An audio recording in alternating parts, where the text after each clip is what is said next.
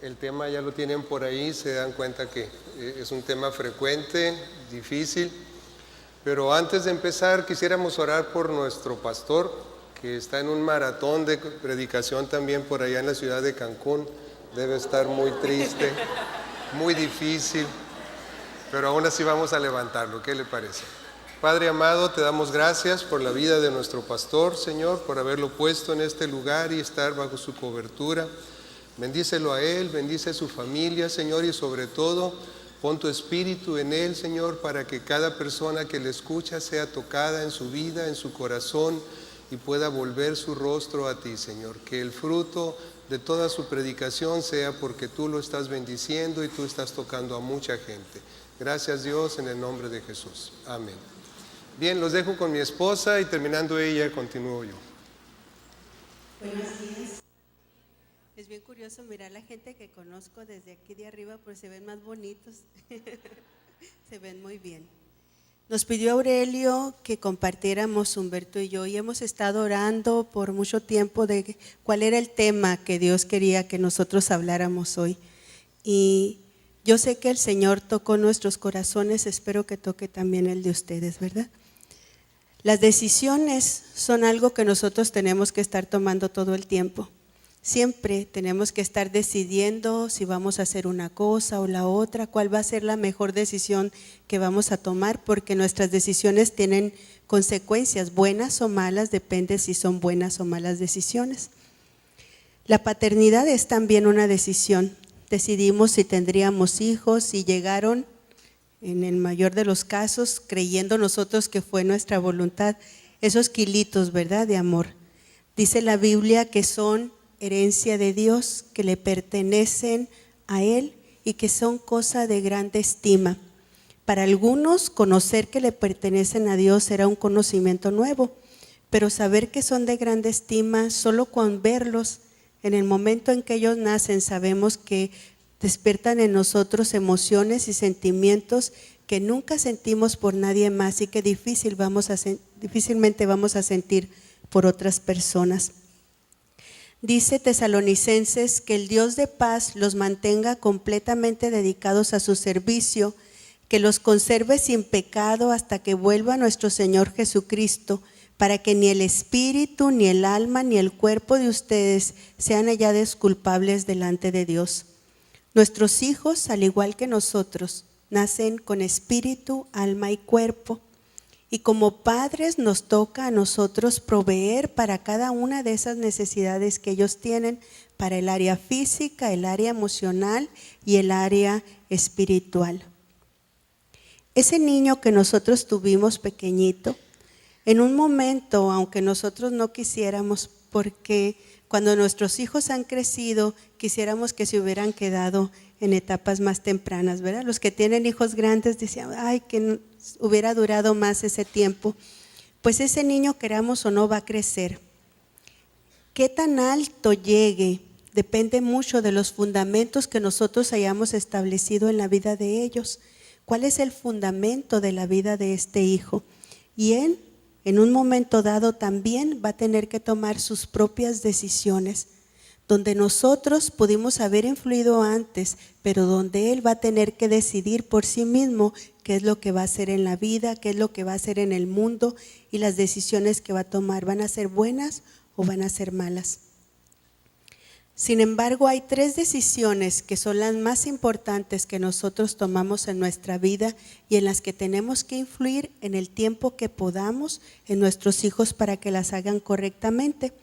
La primera de ellas es que va a estudiar, y para algunas personas esto puede parecer algo banal, pero estamos hechos por cuerpo, alma y espíritu, y el cuerpo se alimenta de comida.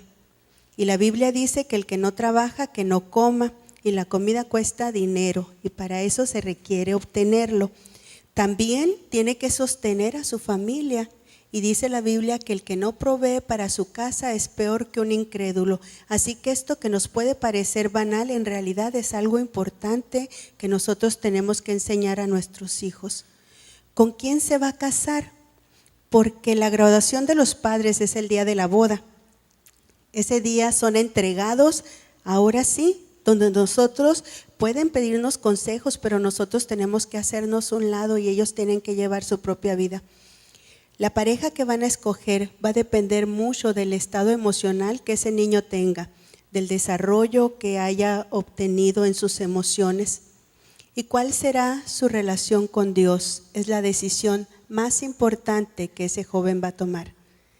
No solamente si va a aceptar o no a Cristo en su corazón, porque esa es una decisión personal. Eso es algo entre Dios y su Hijo. Pero una vez que le conozca qué tipo de relación va a tener con el Padre, va a depender mucho de qué tipo de padre haya sido usted. ¿Qué conceptos tenemos nosotros de Dios? Influye mucho cómo fue la relación que nosotros tuvimos con nuestros padres, porque somos los representantes de Dios aquí en la tierra.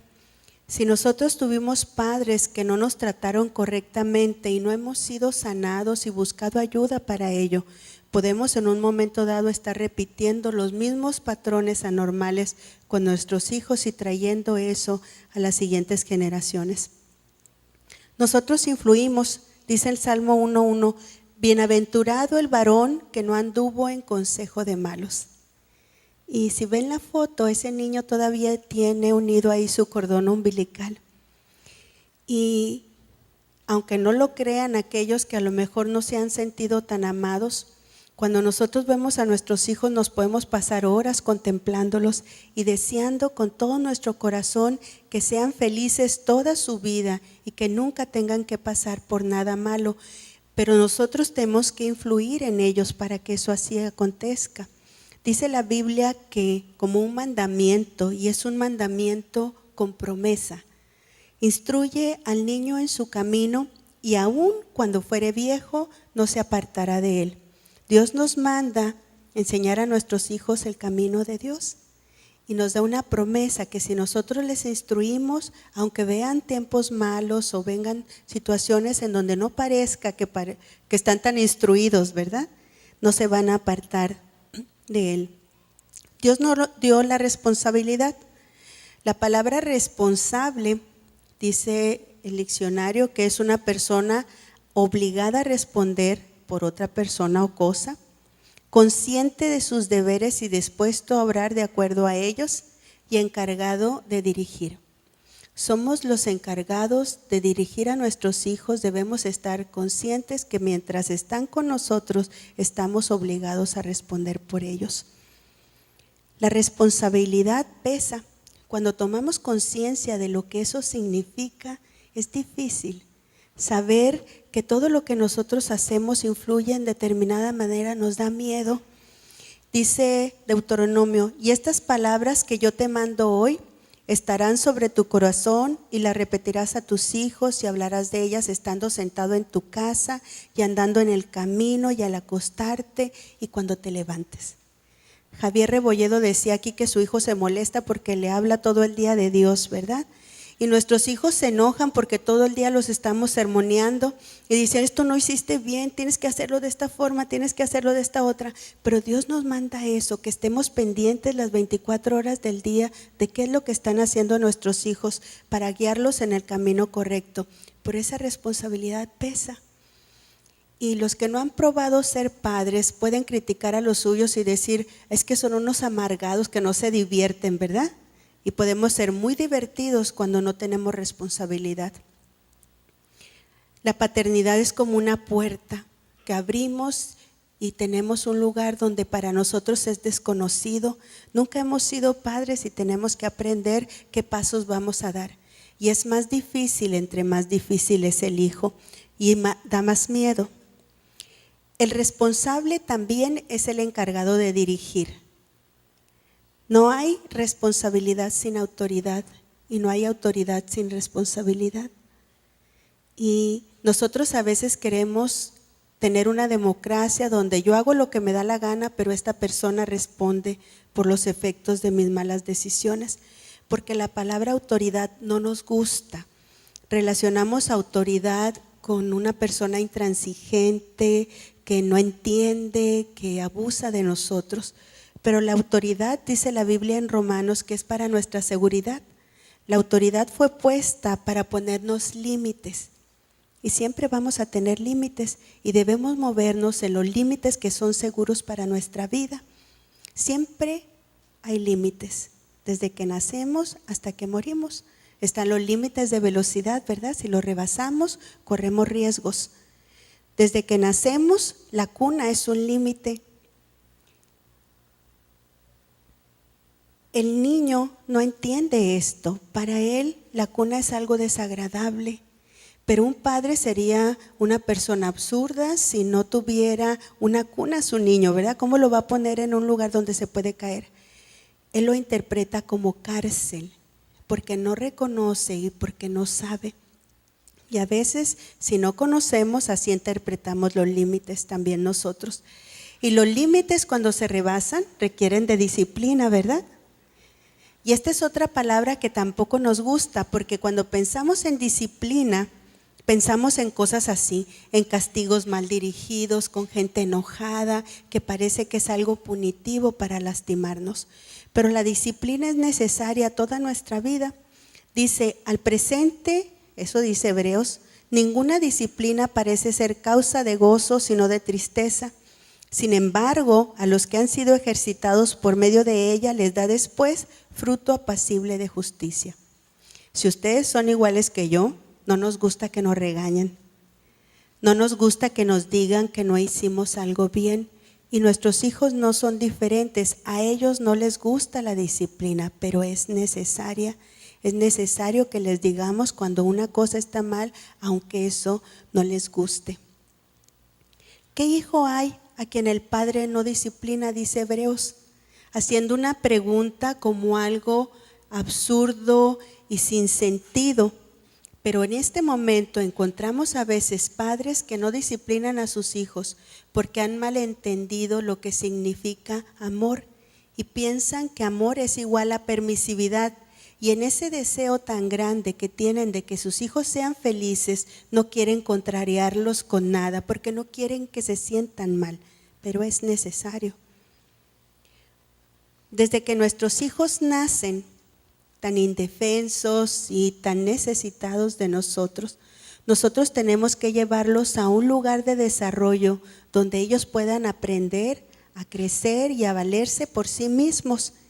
Y no solamente eso, a suplir para sus propias necesidades y desarrollarse de manera que puedan crecer y también suplir las necesidades de otros.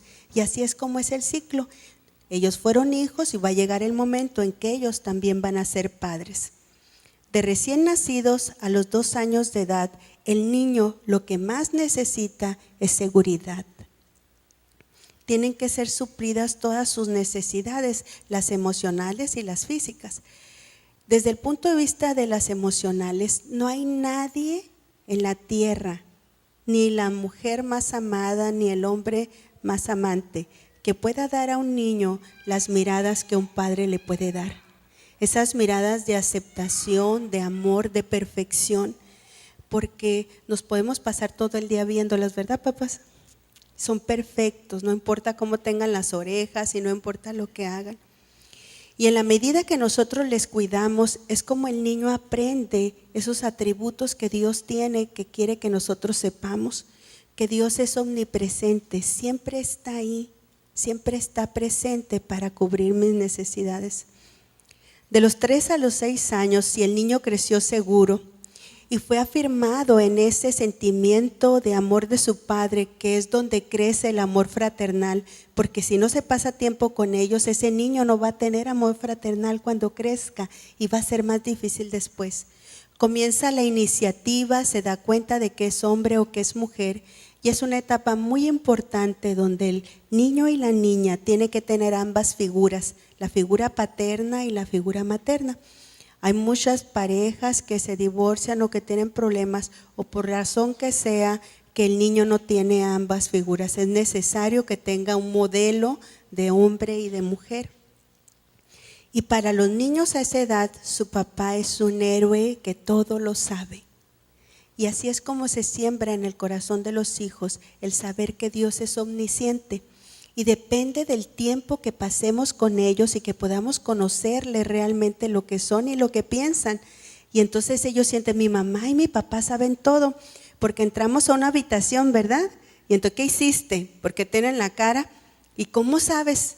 Porque sabemos, porque les conocemos. Y entonces así es como ellos saben que hay un Dios que les vigila y que siempre está presente. Tenemos que tener mucho cuidado con los hijos en esta edad, porque si ellos están solos, si reciben maltrato físico, si son víctimas de abuso sexual, si están viendo los pleitos de sus padres, o más aún todavía peor, si tienen que vivir el divorcio de ellos.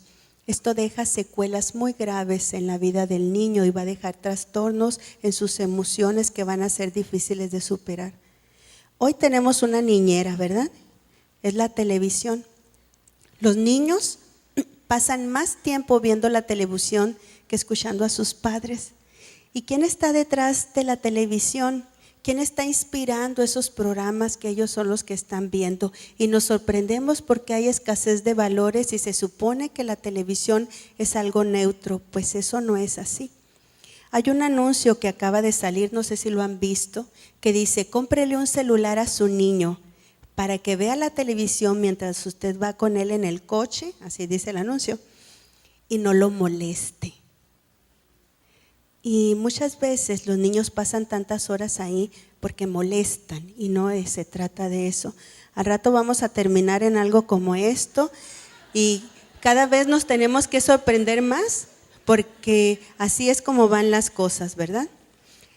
En la etapa escolar de los 6 a los 11 años de edad es la etapa de la competencia y de los roles. Comienza con la mudada de dientes. El niño necesita pasar más tiempo con su papá y la niña necesita pasar más tiempo con su mamá, porque es donde aprende qué cosas hacen las mujeres y qué cosas hacen los hombres. También inicia la escuela y muchos padres hasta los 6 años viven muy bien con sus hijos, son muy tiernos, son cariñosos y luego llegan los 6 años y comienza esa etapa donde se le tiene que exigir al niño algo más y entonces no comienza a ser aceptado por lo que es, porque tenemos expectativas diferentes y queremos que sean de tal o cual forma, pero nosotros como padres tenemos que buscar cuáles son las capacidades de nuestro hijo para que esas desarrolle. A lo mejor no es bueno en matemáticas, pero es bueno en el fútbol. A lo mejor es más bueno con las manos y entonces esa competencia va a venir, es la capacidad. Si ustedes leen la Biblia, Dios le dio a cada quien diferentes capacidades, no todos tenemos las mismas. Es importante para ellos que no se hagan comparaciones, que reciban un trato justo entre los hermanos, que no haya diferencias entre uno y otro, porque va a ser sembrado en ellos entonces el sentimiento de que Dios es alguien justo. Cuando el hijo no fue tratado con justicia, queda la sensación en él, acuérdense que somos representantes de Dios para ellos, de que Dios no es justo. Si nosotros cumplimos nuestra tarea correctamente, él va a crecer sabiendo que Dios le ama, que tiene amor y cuidado de él porque fue amado y cuidado por sus padres. Hay un dicho que dice que los hijos son como barro en nuestras manos, que nosotros podemos moldearles a la forma que nosotros queramos y cualquiera que tiene hijos sabe que no es cierto, que quisiéramos con todo nuestro corazón moldearlos, pero no se puede todo el tiempo, pero podemos influir. ¿Cómo va a ser este producto? ¿Qué es lo que va a hacer este joven? Va a depender de la calidad del barro y de la calidad del alfarero. Un mal barro puede convertirse en un recipiente frágil, pero útil en manos de un buen alfarero. ¿Será un vaso para honra o nos deshonrará su vida? ¿Será un instrumento útil o será un instrumento inútil? Entonces tenemos que trabajar en nuestros hijos, en la parte que a nosotros nos corresponde para que eso sea así. Hasta los 11 años de edad fue probado el alfarero. ¿Qué tan buen padre era? ¿Qué tanto cumplió con esas obligaciones? Cuando es terminado, esa vasija es metida al horno. Ahora será probado el barro. Cuando llega la adolescencia, es que empieza a ser probado el barro. Esa niña que quería ser igual a mamá, que quería hacer todas las cosas que mami hacía, Ahora es más influenciada por sus compañeras que por las palabras que se le dijo, porque está buscando su propia identidad. Y es un tiempo muy difícil, porque empieza a probar lo que es tomar decisiones, tiene que empezar a tener responsabilidades, y entonces para nosotros como padres es difícil, porque no hallamos qué hacer, ¿verdad? Le voy hacia la derecha, le voy hacia la izquierda, le doy permiso, se lo prohíbo, la traigo a la fuerza. ¿Qué es lo que tengo que hacer? Y nosotros, si tememos a Dios, tenemos la tranquilidad de que Él nos dejó un mapa para seguir.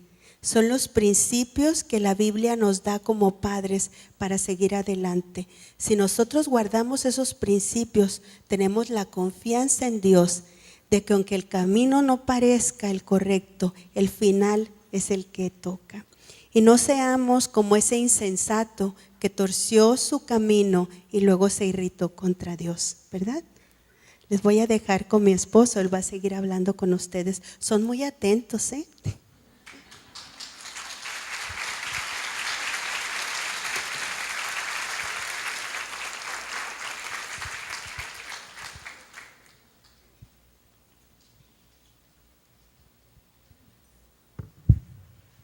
Mi hijo se fue.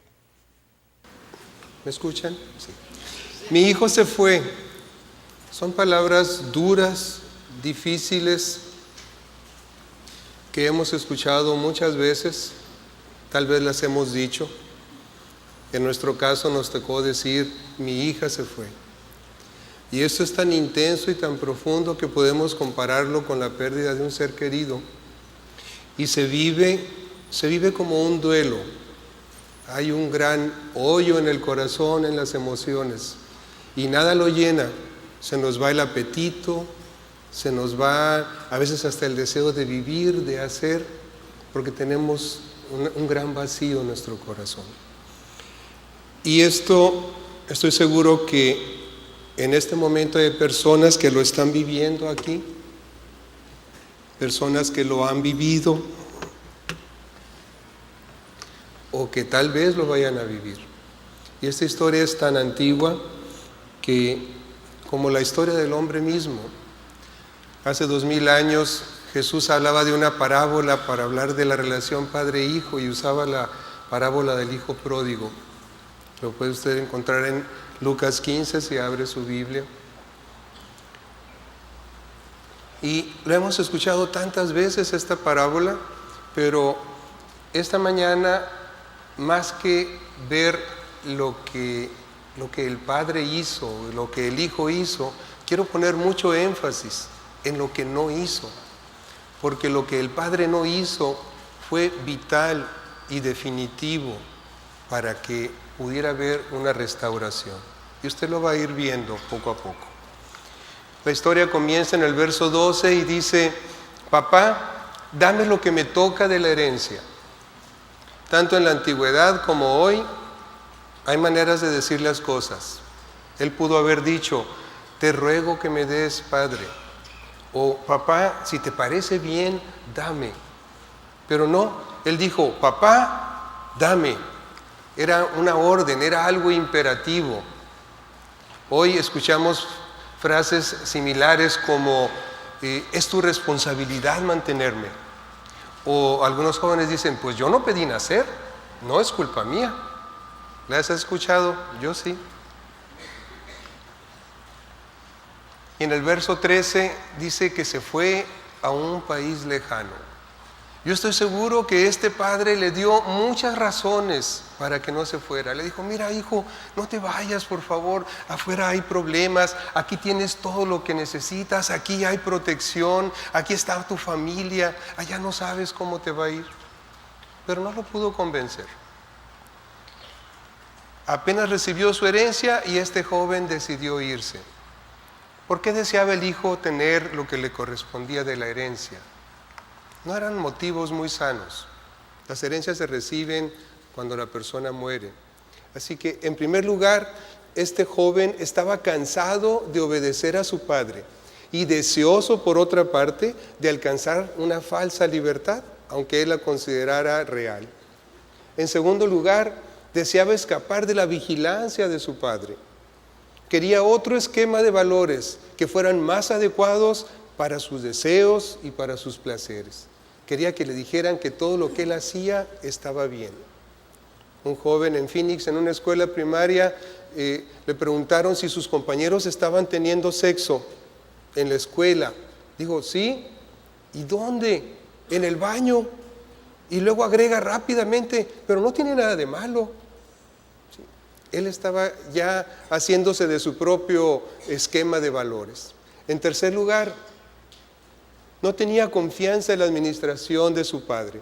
Quería gastar y derrochar a su propio ritmo y con su propia sabiduría. Y en cuarto lugar, estaba engreído, estaba orgulloso de sí mismo. Tenía una opinión muy alta de su propia suficiencia y pensaba que haría un mejor uso de la herencia que su mismo padre. Todo esto motivó el pedir su herencia e irse de su casa. Así que, ¿qué fue la primera cosa que el padre no hizo? No lo retuvo a la fuerza.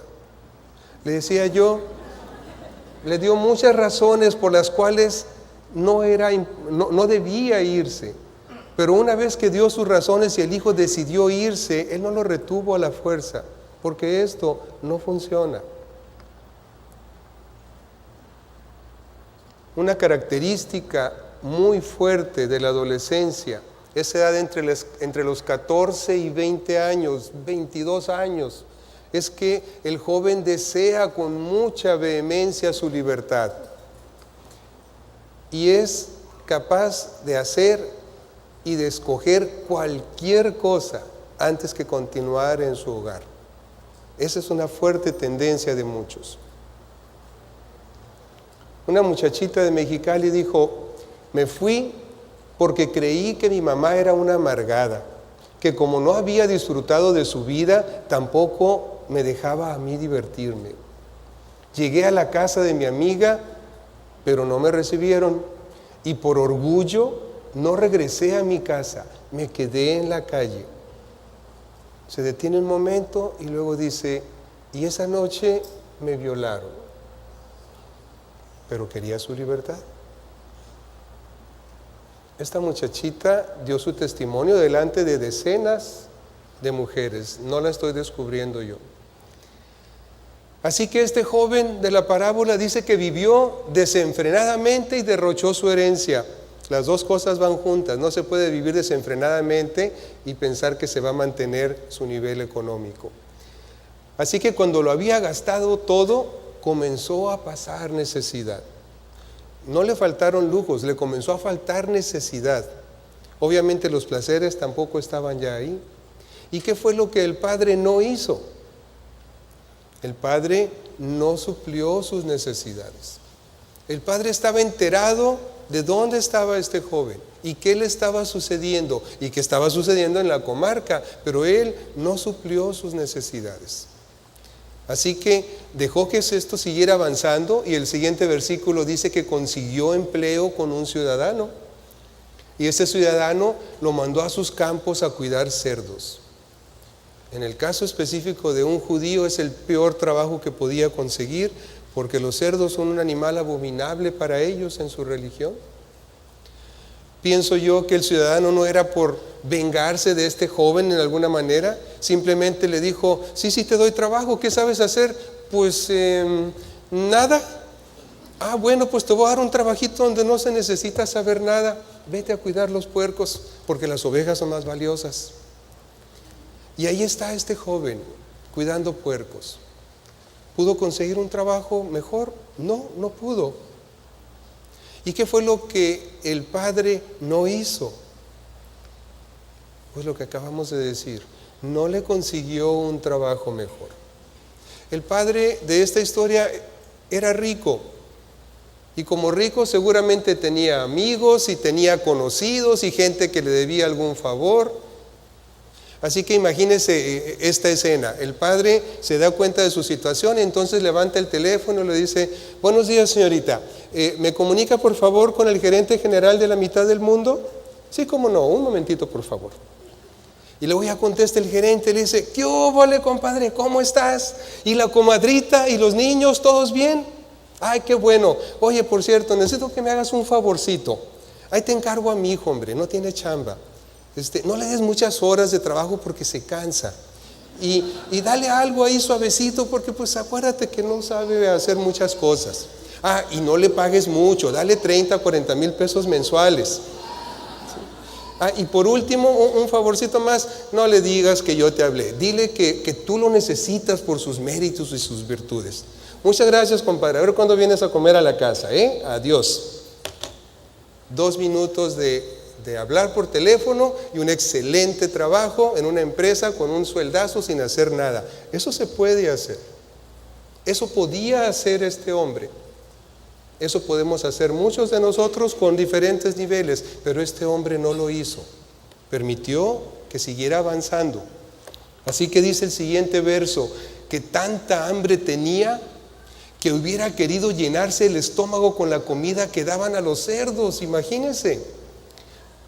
¿Y qué dice ahí al final? Pero aún así nadie le daba nada.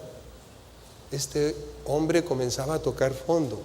Y la pregunta es: ¿y dónde están los compas? Los carnales, los amigos del alma. Pues con él no están, ya no tiene que darles, ya no tiene que ofrecerles. ¿Qué fue lo que no hizo el padre? No lo sacó de su miseria. Realmente estaba en la miseria. Y si no se ha dado cuenta, ¿qué sigue después de estar deseando las obras de un puerco? Pues sigue la muerte.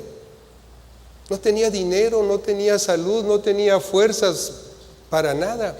Seguía la muerte. Y el padre lo sabía. Pero el padre no lo sacó de su miseria. Yo he conocido de padres que en una situación así dicen: no, yo no le doy ni para la cerveza ni para la droga, pero cada 15 días o cada mes pues voy, le compro sus zapatos, su ropita y le lleno la despensa ahí del picadero donde vive. El padre no hizo nada de esto. ¿Qué fue lo que le quedó a este joven? Pues antes de morir recapacitar. Y dice que por fin recapacitó y se dijo: ¿cuántos jornaleros de mi padre tienen comida de sobra y yo aquí me muero de hambre? Por fin recapacitó. Si usted tiene la versión Reina Valera, dice: y volviendo en sí. Quiere decir que estaba fuera de sí, estaba loco. Qué terrible es ver a nuestros hijos fuera de sí, cometiendo estas cosas. Pero tenía que llegar a ese punto donde su vida misma corría peligro para poder ser tocado y recapacitar. Y este muchacho dice: tengo que volver a mi padre y decirle: papá, he pecado contra el cielo y contra ti. Ya no merezco que se me llame tu hijo. Trátame como si fuera uno de tus jornaleros. Este muchacho reconoció su pecado y bien ubicado. Él estaba pecando contra Dios en primerísimo lugar y en segundo lugar contra su padre por desobediencia. Se arrepintió, es decir, él regresaría para no pecar más. Y en tercer lugar, se humilló y estuvo dispuesto a pagar consecuencias. Esto es un verdadero arrepentimiento. Él decía: trátame como si fuera uno de tus jornaleros. Si su hijo regresa ofendido, rebelde, exigente, buscando culpables o haciéndose la víctima, su hijo no está arrepentido. Y esto no quiere decir que si regresa usted no lo va a recibir en casa. Claro que lo va a recibir, pero usted tiene que entender que la batalla espiritual no ha terminado. Quién sabe si sea peor todavía. Así que emprendió el viaje, dice el verso 20, y se fue a su padre. Todavía estaba lejos cuando su padre lo vio. ¿Qué fue lo que sí hizo el padre aquí? Siempre estuvo pendiente, siempre estuvo orando, siempre estaba vigilando a ver si cuándo regresaba su hijo. Dice que su padre lo vio, nadie más lo vio. Todos los demás ya no les interesaba, estaban trabajando, lo daban por muerto, pero el padre no. Cuando nuestro hijo se va, usted y yo estamos pendientes. Pero ¿qué fue lo que no hizo el padre? No lo trajo a la fuerza. ¿Cuántos meses estaría este joven fuera? ¿Quién sabe? Pero ni lo retuvo a la fuerza, ni fue por él cuando comenzó a tener necesidad, ni cuando comenzó a tener hambre, ni cuando estuvo a punto de morir, ni cuando estuvo humillado cuidando cerdos. No lo trajo a la fuerza porque no funciona. Está su hijo o su hija enamorado de una persona incorrecta, de acuerdo con lo que usted juzga, y usted está intentando por todos los medios deshacer esa relación. Dice C.S. Lewis que cuando un joven está enamorado es por demás que queramos separarlos. Lo único que logramos es convertirlos en mártires del amor y que se aferren más a esa relación. No es el camino, no es traerlos a la fuerza. Y cuando lo vio, dice que se compadeció de él, salió corriendo a su encuentro, lo abrazó y lo besó. ¿Por qué se compadeció de él? Pues porque no lo vio en un carro del año. Póngase en el lugar de este padre. Usted después de meses ve venir a su hijo a su casa y lo ve flaco, demacrado, con la ropa raída, caminando derrotado, y se acerca y maloliente. Y luego el enemigo le dice a usted, se acerca y le dice al oído: ya ves, por tu culpa. Y usted dice: mira cómo viene mi hijo. Si yo le hubiera dado, si yo le hubiera creído, si yo le hubiera mandado, si yo no le hubiera gritado, es mi culpa que venga así. El enemigo se va a encargar de echarle la culpa. Pero si su hijo se fue su decisión. No es su culpa que su hijo se haya ido. Debe tener compasión de él, pero no sentirse culpable. El joven le dijo: papá, he pecado contra el cielo y contra ti, ya no merezco que me llame tu hijo. Vemos el patrón que hablaba Pablo del verdadero arrepentimiento. En versículos anteriores, en el corazón estaba diciendo: voy a ir con mi padre y le voy a decir que he pecado y que no merezco ya ser su hijo. Pero ahora lo pone en acción, ahora lo comienza a confesar delante del padre y lo va a actuar también. El arrepentimiento es con el corazón y con la boca y las acciones. Eso es lo que estaba haciendo este joven. ¿Y qué es lo que el padre no hizo? El padre no empezó a reclamarle. El padre no comenzó con esa frase típica de: te lo dije, nunca me haces caso, si me hubieras escuchado. Olvídese. Es una situación muy crítica, olvídese, está en el presente y debe construir el futuro. No debe estar en el presente y comenzar a analizar el pasado y a quejarse. No reclame, tiene mucho que hacer. Pero el padre ordenó a sus siervos, no lo dejó ni terminar si usted lee la historia, pero el padre ordenó a sus siervos: pronto, traigan la mejor ropa para vestirlo, es decir, la ropa de hijo, no la ropa de obrero ni de jornalero. ¿Y qué fue lo que el padre no hizo aquí? Ponga mucha atención. El padre no negoció su permanencia. El padre no dijo: hijo, qué bueno que has regresado, para que ya no te vuelvas a ir, ya puedes llegar a la hora que quieras, puedes beber lo que quieras, puedes traer a quien quieras, puedes hacer lo que se te pegue la gana, con tal de que no te vayas. No le dijo eso. El hijo estaba hablando y tratando de poner condiciones. Momento, él ordenó. Él era el padre, él era el jefe, él ordenó y lo restituyó como hijo. Y la Biblia dice que la función de los hijos en el hogar es obedecer. La Biblia dice: hijos, obedecer a vuestros padres en todo, porque esto es bueno delante de Dios. Y el padre sabía que eso es la parte que le tocaba al hijo. ¿Su hijo está fuera en este momento de su hogar? ¿O su hijo está en su hogar, pero su corazón quién sabe dónde está? ¿No tiene usted ni la menor idea qué pasa en esas noches en que usted no puede ni dormir? ¿Qué podemos hacer? ¿Qué debo hacer? Primero, no se precipite, no haga cosas de las que se puede arrepentir o empeorar la situación. El no hacer cosas no significa que no está usted haciendo nada. A lo mejor usted dice, es que quiero mucho a mi hijo, pero Dios le dice, yo más, yo lo crié. Y usted dice, es que tengo mucho dolor. El Señor dice, yo más, yo lo crié y es mío y no lo quiero perder. Y tal vez usted dice, es que no sé qué hacer, pero el Señor le dice, yo sí, y yo lo voy a traer a mí. Necesito que confíes en mí. Su fe será puesta a prueba. Un hombre cayó por un precipicio y varios metros abajo alcanzó a agarrarse de una rama. Y entonces voltea hacia arriba y dice, hay alguien arriba. Y entonces se asoma un ángel y le dice el ángel, ¿crees que puedo ayudarte? Sí, creo que puedes ayudarme. Muy bien. ¿Tú crees que quiero ayudarte? Sí, le dice, yo creo que quieres ayudarme. Y el ángel le dice, muy bien, suéltate primero. Soltarse significa comenzar a caer inmediatamente. Y la historia termina tristemente jocosa o jocosamente triste, como usted quiera. Porque después de meditar unos segundos, el hombre voltea otra vez arriba y dice, ¿hay alguien más allá arriba?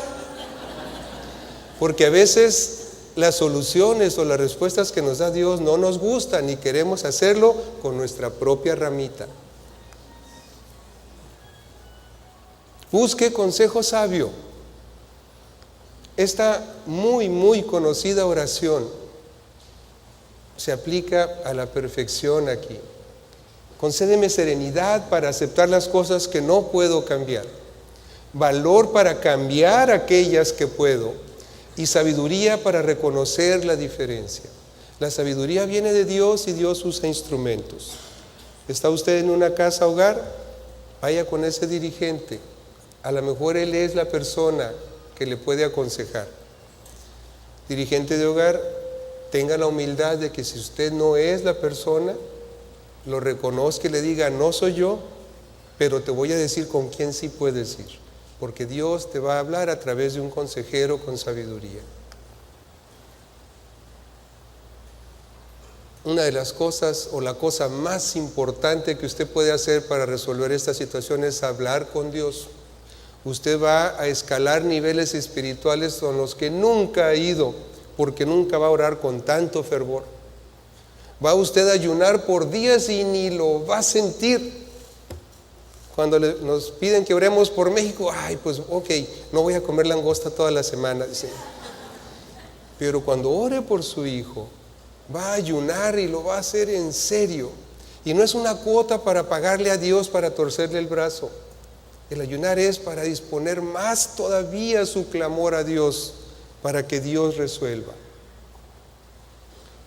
Franklin Graham, hijo del conocido evangelista Billy Graham, fue un hijo pródigo hasta los 22 años de edad. Su madre, Ruth, orando todos los días, dijo, una vez mientras oraba, Dios impresionó mi mente y me dijo, ocúpate de lo posible y confía en mí para lo imposible. Amén, dijo alguien. Mantenga contacto con su hijo, sepa dónde está en la medida que usted lo pueda reconocer. ¿Se acuerda la jovencita que fue violada? Su madre una vez soñó que un hombre llegaba en un carro con una pistola y mataba a todas las personas donde estaba ella. Ella vivía en un picadero con su novio y otras personas. Esa misma mañana fue y se lo dijo. Se imaginará que la hija no lo creyó.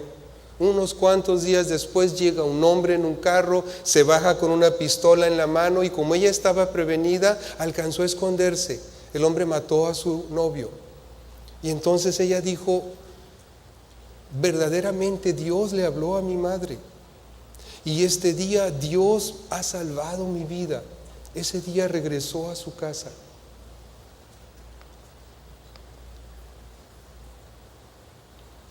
Piden oración un mediador. Otra jovencita de aquí de Mexicali cometió un error con un hombre drogadicto. Fue restaurada en su hogar. Y luego comete un segundo error, ahora con un golpeador. Y se va a Los Ángeles. Y estando en un mercado, una mujer ya le había dado varias vueltas inquieta hasta que por fin se anima y se acerca. Y le dice: muchachita, no te conozco, no sé quién eres, no sé qué has hecho, pero Dios me mandó a decirte que lo próximo que sigue en tu vida es juicio. Y esa muchachita se regresó a su hogar y hoy está en su hogar. No deje de amar a su hijo, esto es muy importante. Ámelo con reglas, ámelo con disciplina, ámelo con comunicación, ámelo con contacto físico. Acéptelo, no acepte su pecado y hágaselo saber, pero acéptelo a él, porque Dios va a restaurar esa relación y lo va a restaurar a él. Los jóvenes son idealistas, ya voy a terminar. Hay dos frases que los identifican muy bien. Los adolescentes dicen: ¿por qué son así?, refiriéndose a los adultos. O dicen: nunca cambies, refiriéndose a otro adolescente. Los adolescentes desean un mundo perfecto, un gobierno perfecto, una escuela perfecta, una iglesia perfecta y un hogar perfecto. Y todos estos dirigidos por autoridades también perfectas. Cualesquier cosa que no sea perfección la clasifican como falso. Y rechazan lo que es o parece ser falso. Y con frecuencia, desilusionados por la realidad, viven o participan en fantasías más aceptables a su sentido de idealismo. Unos jóvenes de esta congregación hace no mucho tiempo dijeron: aquí no hay un solo hombre digno de ser imitado por su vida espiritual. Bueno, estaba ejerciendo su idealismo. Yo les digo: ¿cuántos nombres quiere? Yo le puedo dar 20, 30, 50 de aquí. ¿Cuántos quiere? No por su perfección, hombres que pueden ser imitados por su corazón para Dios. Pero todavía jóvenes, ¿quieren a alguien perfecto porque les gusta la perfección? Adelante, hablen con Cristo. Él es perfecto, Él te ama perfectamente, Él tiene un propósito perfecto para ti. Deja que Él guíe tu vía. Deja que Él te dé un camino.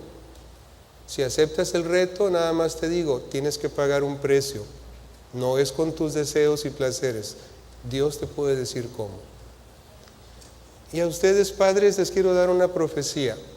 No mía. Están de moda los profetas ambulantes diciendo muchas tonterías. Le quiero dar una profecía de Dios, de la Escritura. En Malaquías 4:6 dice que Dios hará que los padres se reconcilien con sus hijos y los hijos con sus padres. ¿Lo puede creer? Porque esto es palabra de Dios. Amén. Yo le voy a pedir que si usted está viviendo una situación similar, ahí donde está, dé un pequeño paso de fe y se pare para que yo pueda orar por ustedes. Porque la oración del justo dice que puede mucho. Usted y yo orando juntos vamos a acelerar la restauración de su hijo. ¿Hay alguien aquí que quiera pararse para que oremos? Gracias. Gracias. Gracias. ¿Cuántos hijos, verdad? ¿Cuánto dolor? ¿Cuántas personas? Bien, vamos a cerrar los ojos. Padre amado, te damos gracias por tus hijos, Señor. Por esos hijos que nos has prestado, que son tuyos, que tú los amas. Pero Dios, también nosotros tenemos dolor. También nosotros nos preocupamos por ellos. También nosotros queremos hacer cosas para restaurarlos, Señor. Para restaurar nuestra relación. Padre, danos esa paz y ese gozo esta mañana de saber que a través de esta oración y de muchas más, Señor, que vamos a hacer, vamos a ver cumplida tu promesa de que vas a restaurarnos con nuestros hijos, Señor, que son tuyos, pero que nosotros amamos y que en alguna forma también forman parte de nosotros, Dios. Señor, bendícelos, cuídalos, protégelos, háblales, envía a alguien, Señor, envíanos a nosotros, envía a un familiar, envía a un desconocido, Señor. Toca sus mentes, sus corazones y hazlos regresar, Dios. Toma en cuenta, Señor, nuestra impaciencia, nuestro tiempo y danos el gozo de ver cumplida esta profecía. Padre, te damos gracias porque hoy por fe decidimos creer que los veremos, Señor, en tu camino. En el nombre de Jesús. Amén. Que Dios los bendiga. Pueden sentarse.